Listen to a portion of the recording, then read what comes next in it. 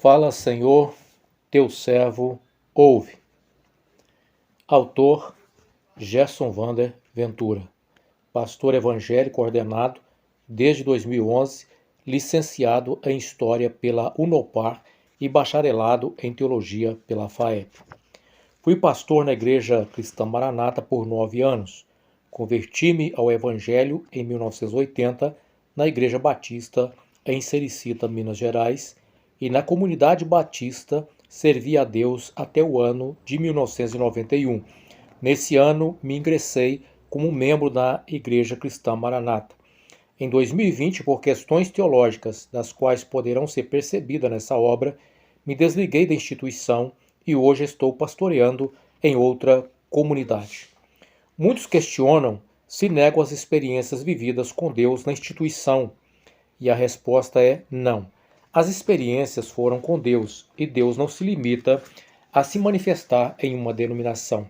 Nenhuma denominação pode monopolizar as manifestações de Deus, e muito menos a salvação, que é obra inteiramente da graça de Deus.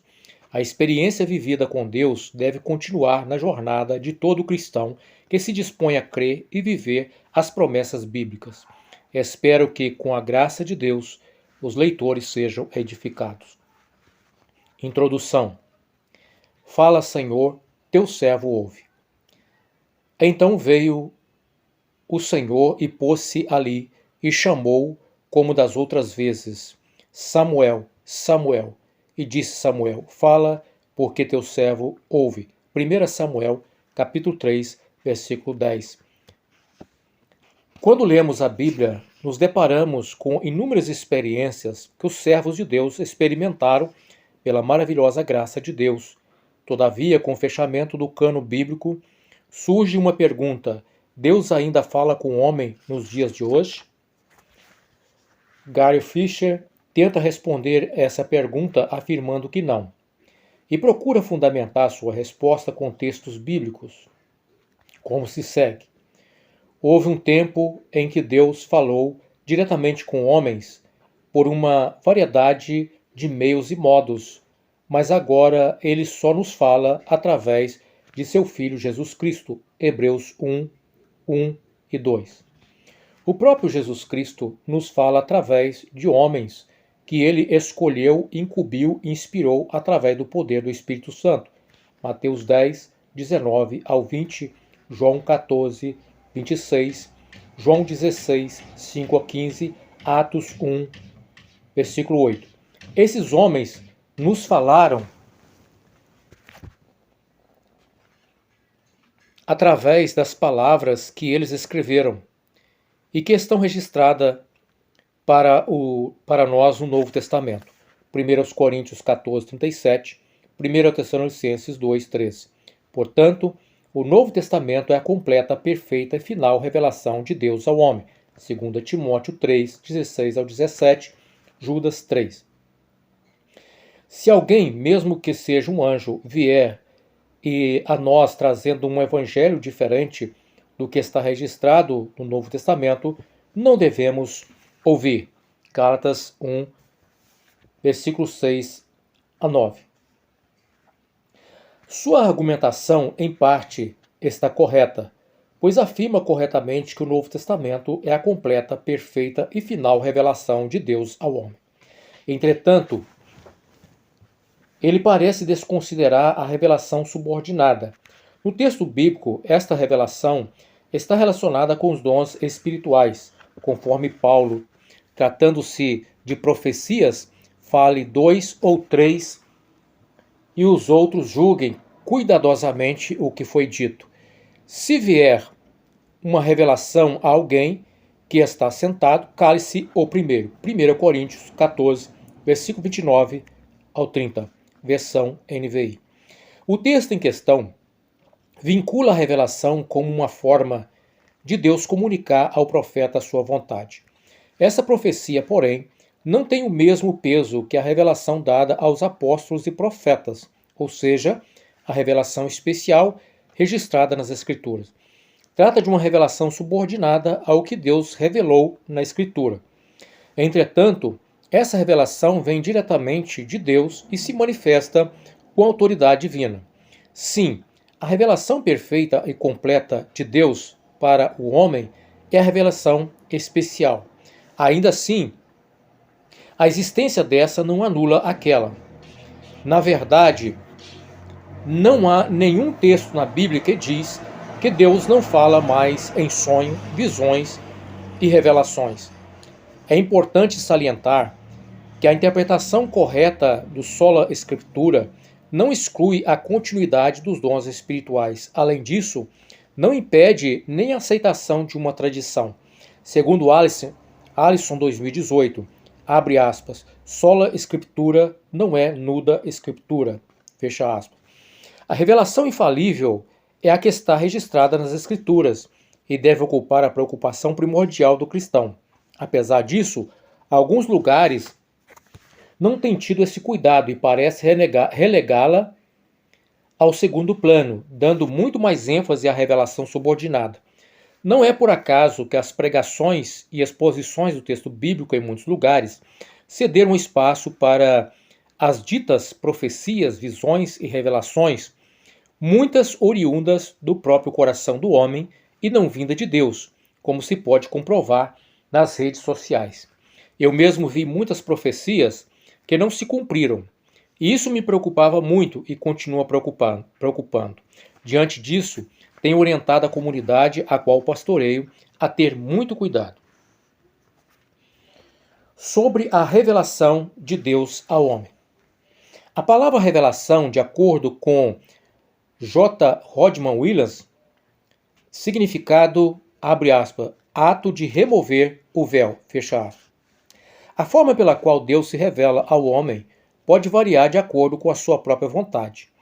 A revelação geral, de acordo com William, autor citado, Deus dá a conhecer dele mesmo em todos os lugares, não se limitando a nenhum povo ou tempo na história. E se comprova pelo texto bíblico, como atesta o Salmo 19, versículo 1 e 2, que diz: Os céus declaram a glória de Deus, e o firmamento anuncia a obra das suas mãos. Um dia faz declaração a outro dia, e uma noite faz declaração a outra noite. Não há linguagem, nem fala, onde não se ouça a sua voz. Salmo 19, 1 a 3, Almeida Corrigida Fiel. Não obstante, Deus não se revela apenas dessa forma. Ele tem o que na teologia ficou conhecido como revelação especial. Nela, Deus se revela a si mesmo, em particular, a um povo específico que forma a história bíblica, com a finalidade de trazer uma revelação ou conhecimento adequado, que não se alcança pela revelação geral da criação. É essa revelação que Fischer cita e que se encontra em Hebreus, havendo Deus antigamente falado, muitas das vezes e de muitas maneiras aos pais, pelos profetas, a nós falou-nos nesses últimos dias pelo Filho. Hebreus 1, 1. Almeida Corrigida Fiel. O contexto, entretanto, não fala que Deus não se revela por meio dos dons espirituais hoje em dia. Nessa passagem, o propósito do autor é demonstrar a superioridade de Cristo em relação a Moisés e aos profetas da antiga aliança. Mesmo que o Velho Testamento trazia uma revelação especial de Deus para o homem, esta era progressiva, chegando ao seu ápice com a presença do próprio Filho de Deus. Logo, nos últimos dias, a maneira pela qual Deus estava se comunicando era através do seu próprio Filho. Assim, a antiga aliança cedia espaço para a nova aliança. Como se segue: 6 dias depois, tomou Jesus consigo a Pedro e a Tiago e a João, seu irmão, e os conduziu em particular a um alto monte. Transfigurou-se diante deles, e o seu rosto resplandeceu como o sol, e as suas vestes se tornaram brancas como a luz. E eis que lhes apareceram Moisés e Elias falando com ele. E Pedro, tomando a palavra, disse a Jesus: Senhor, bom é estarmos aqui. Se quiseres, faremos aqui 3 tabernáculos, um para ti, um para Moisés e um para Elias. E e estando ele ainda a falar, eis que uma nuvem luminosa os cobriu. E da nuvem saiu uma voz que dizia: Este é meu filho amado, em quem me comprazo, escutai-o. Mateus capítulo 17, versículo 1 ao 5, Almeida Corrigida Fiel. O texto da Transfiguração, apesar de ser bem emblemático, nos traz uma informação muito importante.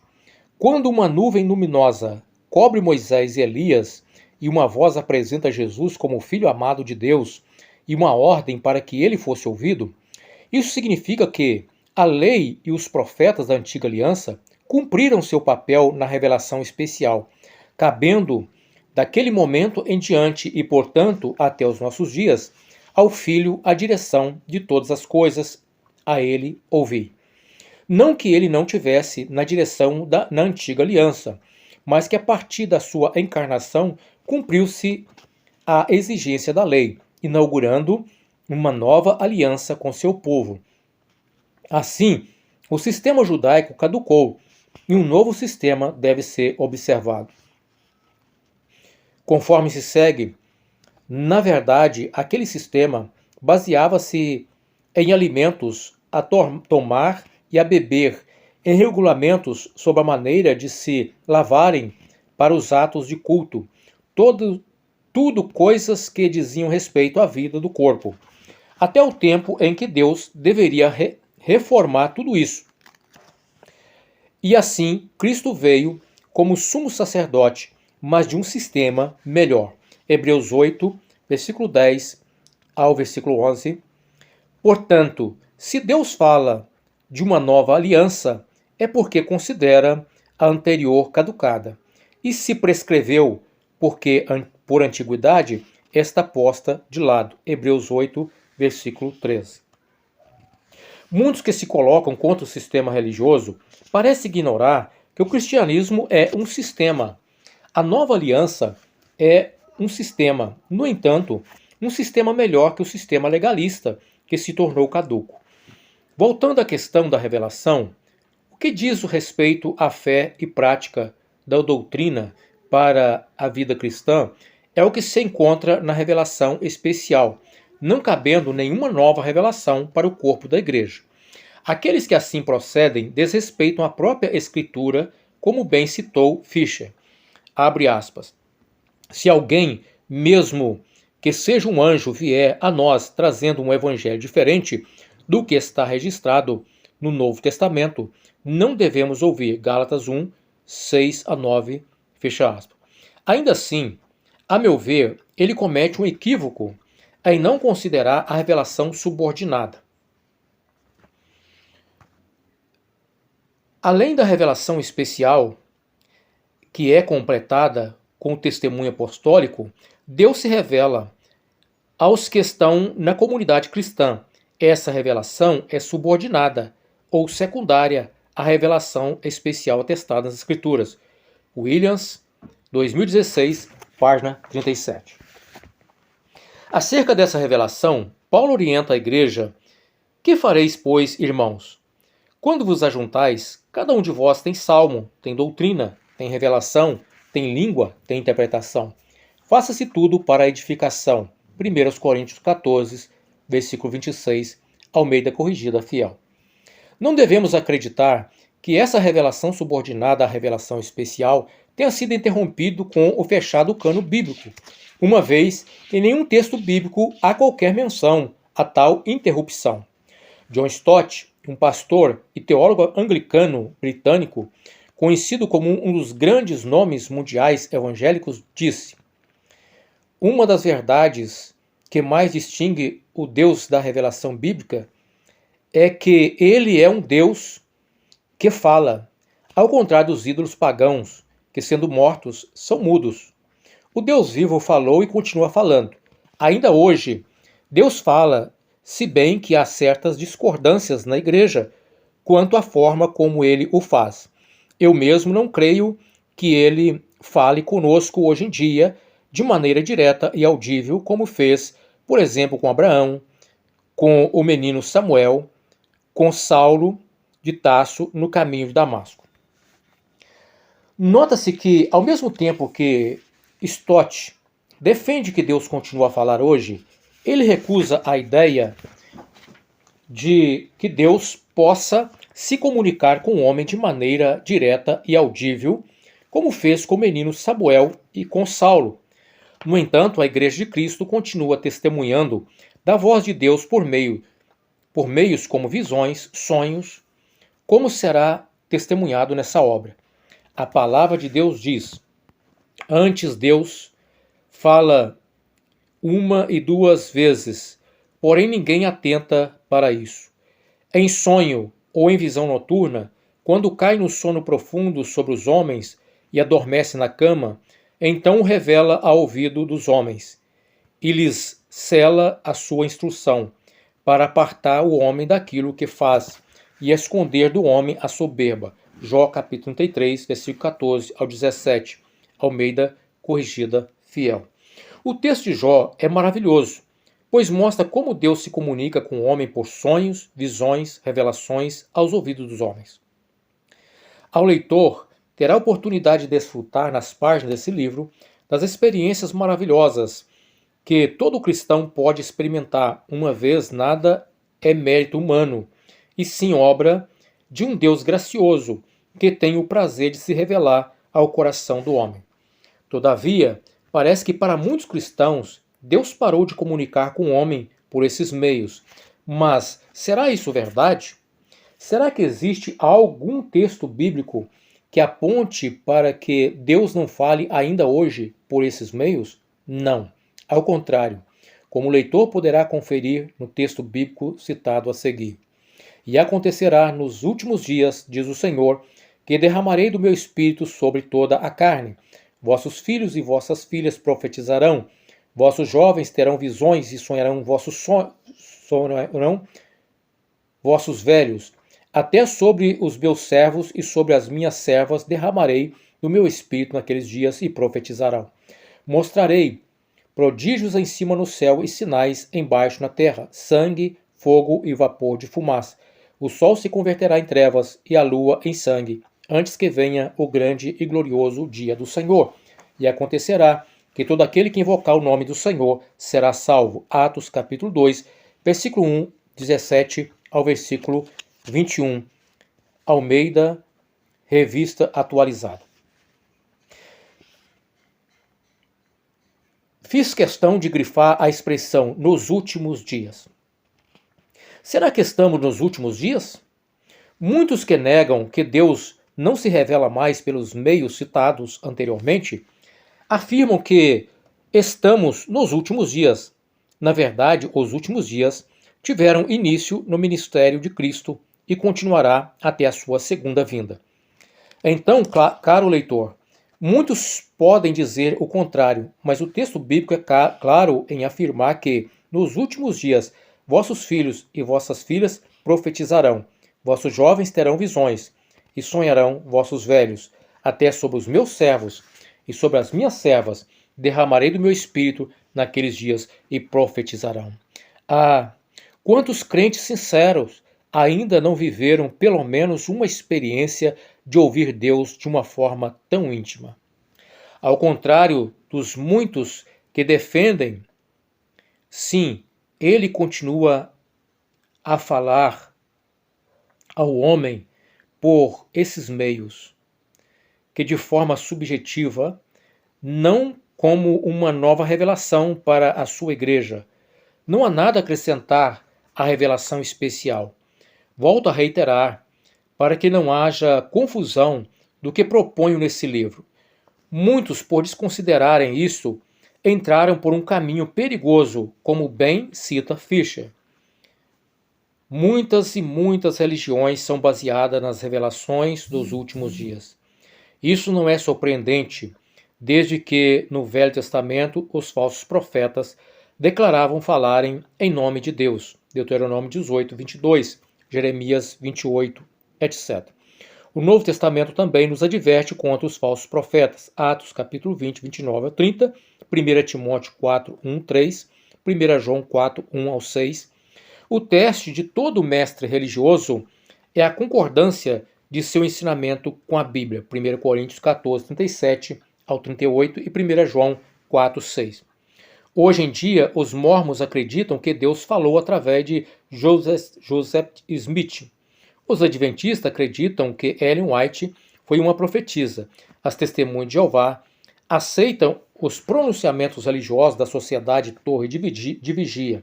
Entretanto, todas essas religiões ensinam diferente do Novo Testamento. Cuidado!